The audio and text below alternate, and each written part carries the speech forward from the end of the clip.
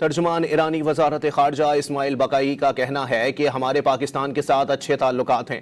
ہم سمجھتے ہیں کہ پاکستان کی نیت اچھی ہے۔ ایران کے ساتھ مذاکرات کی امریکی اور اسرائیلی باتیں قابل اعتبار نہیں۔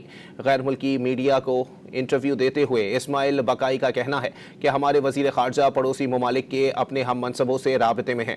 پڑوسی ممالک بشمول پاکستان کے وزیر خارجہ سے ایرانی وزیر خارجہ نے ملاقاتیں کی۔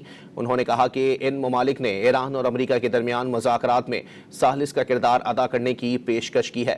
ہمیں اس نوعیت کے مذاکرات سے متعلق درخواستیں ملیں اور ہم نے ان کا جواب دیا۔ ہمارا موقف واضح ہے کہ ہم اپنا دفاع جاری رکھیں گے۔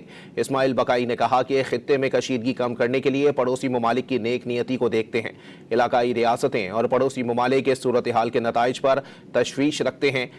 ہر کوئی کسی نہ کسی طرح حالات کو بہتر بنانے کی کوشش کر رہا ہے۔